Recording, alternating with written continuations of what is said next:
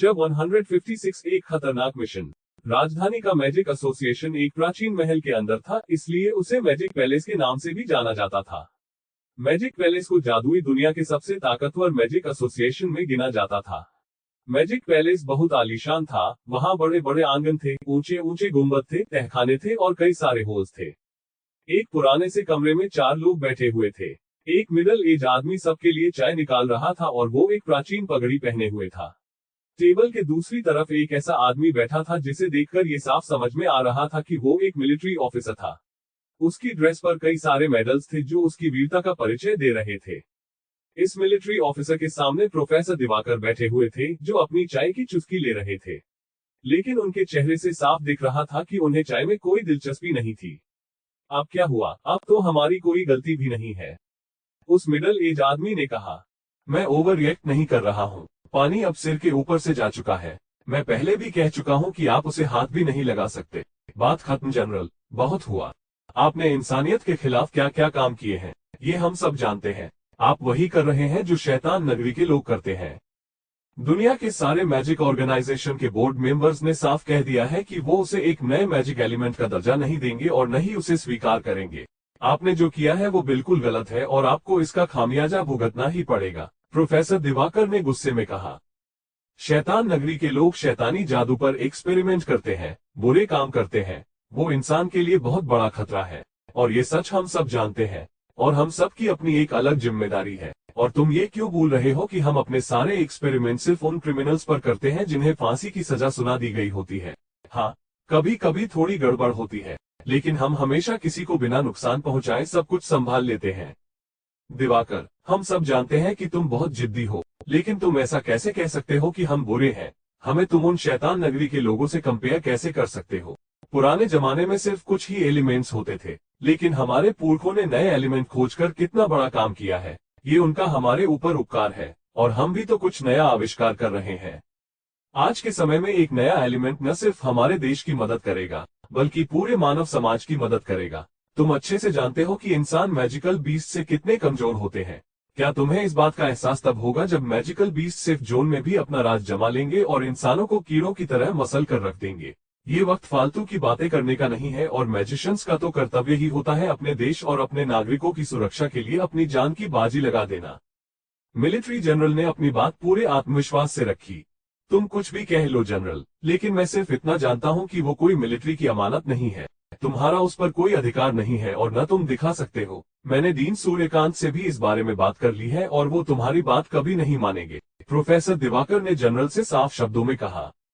बस बहुत हुआ। वैसे भी तुम दोनों को मिलने में कितनी मुश्किल होती है और अब जब मौका मिला है तो तुम लोग इसे लड़कर बर्बाद कर रहे हो। अभी चाय का मजा लेते हैं, बाकी अथॉरिटीज पर छोड़ देते हैं। वो तय करेंगे कि क्या सही है और क्या गलत। हम यहाँ बहस करने नहीं आए हैं, सेलेस्टियल यूनिवर्सिटी के डीन मुकुंद ने कहा। डीन मुकुंद, हमें स्टूडेंट्स की ट्रेनिंग के बारे में बात कर लेनी चाहिए। इसके बाद प्रोफेसर दिवाकर ने जनरल पर बिल्कुल भी ध्यान नहीं दिया और डीन मुकुंद से बात करने लगे। हाँ, मैंने सारी तैयारियां कर ली हैं। क्या आपको अग्निगढ़ शहर याद है? डीन मुकुंद ने पूछा। ट्रेनिंग को वहां रखना जरूरी है क्या? बड़ी यूनिवर्सिटीज के स्टूडेंट्स के लिए ट्रेनिंग मिशन बेहद जरूरी होते थे। अगर यूनिवर्सिटी इन मिशन को कंपलसरी नहीं बनाती थी तो उम्दा और टैलेंटेड मैजिशियंस ऐसे मिशंस खुद ही ऑर्गेनाइज करते थे। मैजिक फील्ड में एक एक्सपर्ट बनने के लिए इन मिशन का अनुभव होना जरूरी था। एक्सचेंज स्टूडेंट्स की मीटिंग में डीन मुकुंद सेलेस्टियल यूनिवर्सिटी की तरफ से सबको ट्रेनिंग मिशन के बारे में सारी डिटेल बता रहे थे। ये पूरा मिशन उन्हीं ने तैयार किया था। ये मिशन आर्केन यूनिवर्सिटी और सेलेस्टियल यूनिवर्सिटी के स्टूडेंट्स एक ही जगह करने वाले थे, इसलिए वो ये मीटिंग भी साथ में ही अटेंड कर रहे थे। इस बार की ट्रेनिंग अग्निगढ़ शहर में होगी, डीन मुकुंद ने उन्हें जानकारी दी। अग्निगढ़ शहर? मैंने इस जगह का नाम पहले कभी नहीं सुना, अविष्का ने पूछा। वो एक ज्योग्राफी एक्सपर्ट थी, उसे सेलेस्टियल यूनिवर्सिटी में एक जीनियस माना जाता था। उसकी मेमोरी बहुत अच्छी थी, उसे देश के सारे शहरों के नाम याद थे, लेकिन जो नाम डीन मुकुंद ने लिया था वो उसने आज तक नहीं सुना था। ये अग्निगढ़ शहर बहुत खास है। लगभग 15 साल पहले इसका अस्तित्व पूरी तरह से मिट गया था और मैप से इसका नाम भी हटा दिया गया था, प्रोफेसर दिवाकर ने एकदम शांति से कहा। अस्तित्व मिट गया था? सारे स्टूडेंट्स हैरान रह गए थे। उन्होंने कभी भी ऐसे किसी शहर के बारे में नहीं सुना था जिसका अस्तित्व मिट गया हो। 15 साल पहले बंजारा झील के पास वाले इलाके में एक बहुत बड़ा हादसा हुआ था। कई सारे डीमन बीस्ट अग्निगढ़ की तरफ चले गए थे, जहां कम लोग रहते थे। किस्मत से एक मैजिशियन वहीं अपनी ट्रेनिंग के लिए गया था और उसे पता चल गया था कि वहां क्या हो रहा था। उसने वक्त रहते सरकार से मदद मांगी और पूरे अग्निगढ़ को खाली करवा दिया। अगले ही दिन इन डीमन बीस्ट ने शहर पर हमला कर दिया और उसे अपना घर बना लिया। जो लोग नहीं भाग पाए वो लोग हमेशा के लिए वही दफन हो गए। ये सब बताते बताते डीन मुकुंद भी इमोशनल हो गए थे। सच बात तो ये थी कि डीन मुकुंद ही वो मैजिशियन थे जिसने इस हमले का पता लगाकर पहले ही सरकार को सतर्क कर दिया था, लेकिन वो इस बारे में किसी को भी नहीं बताना चाहते थे। ये उनके लिए भी ये एक दर्दनाक हादसा था। जब डीन मुकुंद ने सब कुछ बताया तो स्टूडेंट्स जो हिस्ट्री में अच्छे थे उन्हें पुरानी घटनाएं याद आनी शुरू हुई। कुछ ऐसे दस्तावेज थे जो कभी भी पब्लिक के सामने नहीं लाए गए थे और उनमें अग्निगढ़ शहर के इस 15 साल पहले के हादसे का जिक्र था। लेकिन इन स्टूडेंट्स में से कोई भी उस शहर के बारे में कुछ भी नहीं जानता था जो 15 साल पहले तबाह हो गया था। इसका मतलब अग्निगढ़ एक बीहड़ और सुनसान शहर है? आर्यन ने पूछा। हाँ, सही कहा। 10 साल पहले तक इसे डीमन बीस्ट का घर माना जाता था। यहाँ तक कि मिलिट्री के मैजिशियंस भी इस जगह जाने से डरते थे। लेकिन हंटर्स से मिली हुई ताजा जानकारी के हिसाब से अग्निगढ़ शहर में ज्यादातर बीस्ट गायब हो चुके हैं। हमने इस मामले की तहकीकात भी की थी और हमें यही पता चला था कि अब उनकी संख्या वहां कम हो गई है। अब वो जगह इतनी खतरनाक नहीं रही जितनी वो पहले थी, डीन मुकुंद ने कहा। इसका मतलब हम उस बीहड़ शहर में अपनी ट्रेनिंग करेंगे? किसी स्टूडेंट ने पूछा। इस बार की ट्रेनिंग मिशन में हम चाहते हैं कि तुम सब इस शहर से डेटा इकट्ठा करो। डीन मुकुंद ने अपनी चाय की एक चुस्की ली और कहा। वैसे तो ज्यादातर डीमन बीस्ट इस शहर से चले गए हैं, लेकिन अब भी उनकी कई प्रजातियां उस शहर में घूम रही हैं। इस बार तुम लोगों का मिशन ये है कि तुम लोग उनके बारे में ज्यादा से ज्यादा जानकारी जुटाओ और वहां मौजूद सर्वेंट क्लास और वॉरियर क्लास बीस्ट का पता लगाओ और उनकी गिनती भी करो। आरुष ने पूछा। जानकारी इकट्ठा करना हमें बहुत ज्यादा कठिन काम नहीं लग रहा है। हम अग्निगढ़ शहर को फिर से बनाने के लिए सरकार को एक प्रपोजल लिखने वाले हैं। सेलेस्टियल यूनिवर्सिटी और आर्केन यूनिवर्सिटी इस प्रोजेक्ट में साथ काम कर रहे हैं, इसलिए जो जानकारी तुम लोग इकट्ठा करने वाले हो वो बहुत जरूरी है। हमें अगर इस शहर को फिर से बनाना है तो ये साबित करना होगा कि वहां अब कोई खतरा नहीं है, और अगर कोई खतरा है भी तो उसे वहां से खत्म करना होगा। डीन मुकुंद ने सबको समझाया। डीन मुकुंद की बातें सुनकर आरव को नहीं लग रहा था कि ये कोई आसान काम था। ये शहर बहुत बड़ा था और इस शहर में जानकारी इकट्ठा करने के लिए उन्हें पूरे शहर में फैलना पड़ता और इसमें उनके पकड़े जाने के चांसेस भी बहुत ज्यादा थे। ट्रेनिंग मिशन का खतरा संजीवनी भूमि के रेड ब्लड अलर्ट के बराबर ही था। ये किसी सेफ जोन में छिपने जितना आसान नहीं था। अगर वो लोग गलती से भी इन डीमन बीस्ट के इलाके में ज्यादा अंदर चले जाते तो उनकी जान भी जा सकती थी। सर, आप हमसे सर्वेंट और वॉरियर क्लास बीस्ट की गिनती करने के लिए कह रहे हैं, लेकिन कमांडर क्लास बीस्ट का क्या? ईशान ने एक बच्चे की तरह पूछा। अगर तुम्हारा सामना किसी कमांडर क्लास बीस्ट से हुआ तो मुश्किल है कि तुम में से कोई भी जिंदा वापस ना आए, डीन मुकुंद ने एकदम शांत आवाज में कहा। उनकी बात सुनकर सबकी पीठ में झुरझुरी दौड़ गई। सीधी सी बात थी, इतने सालों में अग्निगढ़ शहर डीमन बीस्ट का एक घर बन गया था और ऐसी जगह पर कमांडर क्लास बीस्ट का होना आम बात थी। अगर उनमें से एक भी कोई हलचल करते तो इन सब का मिशन बर्बाद हो जाता। ऐसा कहा जाता था कि कमांडर क्लास बीस्ट बहुत चालाक होते थे। अगर कोई चिड़िया भी उनके इलाके में पर मारती तो उन्हें पता चल जाता था। अब ये मिशन तुम सबको पूरा करना है। मैं आशा करता हूं कि आर्केन यूनिवर्सिटी और सेलेस्टियल यूनिवर्सिटी के स्टूडेंट्स एक साथ मिलकर काम करेंगे ताकि सब लोग सही सलामत वापस आ सकें, डीन मुकुंद ने उन्हें दिलासा देते हुए कहा। बंजारा झील अग्निगढ़ के बहुत करीब थी। ये जगह कोई खास फेमस टूरिस्ट स्पॉट नहीं थी, बल्कि ये झील देश के 3 सबसे खतरनाक जिलों में से एक थी और लगभग 40,000 स्क्वायर किलोमीटर के इलाके में फैली हुई थी। इसके इतनी बड़ी साइज होने के कारण इसमें कई सारे इकोसिस्टम थे, जिसका मतलब था कि यहाँ कई सारे डीमन बीस्ट भी रहते थे। इतना ही नहीं, बल्कि जिन विशाल रेप्टाइल बीस्ट के दल ने अग्निगढ़ पर हमला किया था उनके लिए बंजारा झील उनका घर बन चुकी थी। अग्निगढ़ के सबसे पास वाले शहर श्रीगढ़ तक फ्लाइट लेने के बाद सेलेस्टियल यूनिवर्सिटी और आर्केन यूनिवर्सिटी के टोटल 17 स्टूडेंट्स के पास आगे का सफर तय करने के लिए पैदल चलने के अलावा कोई रास्ता नहीं बचा था। रास्ते में अविष्का, जो कि सच में एक जीनियस थी, सबको अग्निगढ़ के इतिहास, उस पर हुए हमले के बारे में और वहां के कुछ मैजिकल बीस्ट के बारे में बता रही थी। सभी लोग बेहद ध्यान से उसकी बातें सुन रहे थे।